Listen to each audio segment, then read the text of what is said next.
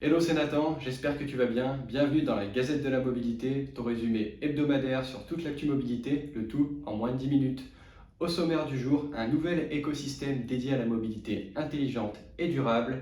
Kinto by Toyota arrive en Europe et on terminera avec les actus mobilité en bref. Avant de commencer cette vidéo, si tu apprécies ces contenus hebdomadaires et que tu ne souhaites pas rater les prochains, je t'invite à t'abonner à la chaîne et à activer la petite cloche.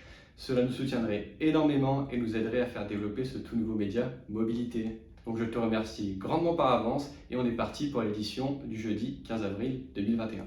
On commence avec une annonce qui a fait couler beaucoup d'encre en fin de semaine dernière, issue d'une collaboration exceptionnelle entre le groupe Renault, Dassault Systèmes, Atos, Thales ou encore STM Microelectronics, la création d'un tout nouvel écosystème dédié à une mobilité plus durable et intelligente. But de ce partenariat d'envergure, une mise en commun des différentes expertises de chaque domaine respectif de tous les partenaires, à savoir l'intelligence artificielle, la cybersécurité, la connectivité ou encore les jumeaux numériques, le tout afin de développer des projets collaboratifs. Trois grands domaines de collaboration, tout d'abord sur les systèmes intelligents afin de faciliter la connectivité sécurisée entre les véhicules et leur environnement physique et numérique. En second, les systèmes de simulation et de gestion des données afin d'optimiser les flux pour les territoires et les entreprises. Enfin, un dernier domaine sur tout l'écosystème d'énergie afin d'améliorer et d'optimiser les processus de recharge électrique. Deux projets d'ores et déjà connus, le premier visant à aider les collectivités à gérer les flux de mobilité sur tout leur territoire, le tout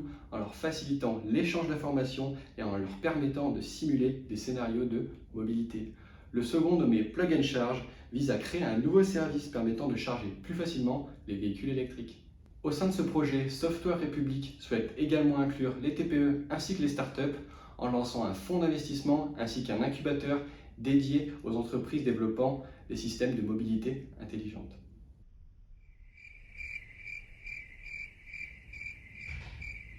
Cet écosystème trouvera un lieu physique où les entreprises pourront collaborer, le Technocentre Renault à Guyancourt qui leur propose de les accueillir dans un espace de plus de 12 000 m². Au fur et à mesure de l'aventure, de nouveaux membres pourront rejoindre la Software République dans le but de créer de nouveaux projets collaboratifs, car cet écosystème d'open innovation ambitionne plus globalement de pousser l'innovation jusqu'à une échelle européenne. Si tu souhaites en apprendre davantage sur la Software République, tu trouveras quelques références en description. Comme Renault ou encore Volkswagen, on continue avec un constructeur automobile qui commence à entamer sa transition vers une société de services de mobilité. Annoncé depuis décembre 2020, Toyota Motor Europe a officiellement créé l'entité Kinto Europe qui implantera son siège social à Cologne, en Allemagne. En plus de reprendre les services de location couverts par Toyota Fleet Mobility, Kinto Europe va accueillir tous les autres services de mobilité développés par Toyota afin de les implanter dans toute l'Europe.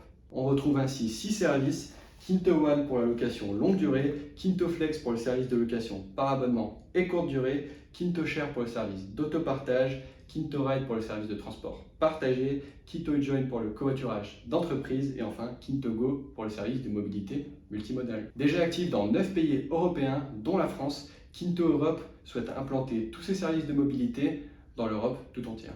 Pour rappel, la marque de mobilité Kinto a été créée en tant que marque distincte de Toyota, le tout afin de toucher un niveau public plus jeune et plus large. Kinto est dérivé du mot japonais Kinto-un, signifiant littéralement nuage volant, nous rappelant étrangement un certain nuage magique qui assure tous les transports à la demande d'un très célèbre personnage d'anime japonais. Tout comme Kinto-un, Kinto veut être disponible à chaque fois qu'un client cherche des moyens faciles et intelligents pour se déplacer à tout moment et en tout lieu. Pour en savoir plus sur Kinto Europe, tu trouveras également des liens en description. Cela nous emmène donc sur notre question de la semaine. À l'instar des stratégies de plusieurs constructeurs automobiles qui se tournent davantage vers une transformation vers une société fournisseur de services de mobilité, penses-tu qu'à l'avenir, nous allons davantage utiliser des services de transport à la demande au lieu d'être propriétaires de nos propres véhicules? J'attends bien entendu ton retour et tes avis en commentaire. Cette semaine, exceptionnellement, pas de start-up qui réinvente la mobilité de demain. Du coup, on est parti pour les actus mobilité de la semaine en bref. On commence avec Instant System, expert dans la mise en place de solutions de transport intelligents et de plateformes MaaS, donc le Mobility as a Service, qui vient de closer une levée de fonds de plus de 8 millions d'euros auprès de Paris Fonds Vert. Le constructeur chinois New Technology vient d'annoncer le développement de nouvelles solutions de mobilité urbaine, dont 4 vélos électriques et sa toute première trottinette électrique nommé New Kick Scooter, disponible dès cet été en France. Ensuite, depuis la semaine dernière, Lime est venu concurrencer CityScoot en implantant un service de scooter électrique en libre service dans la capitale française. Enfin, on termine avec le lancement d'un projet pilote Smart City en Belgique, dans la ville de Nivelles, où divers équipements vont être installés d'ici juin prochain, ainsi que des aménagements pour améliorer la mobilité des citoyens.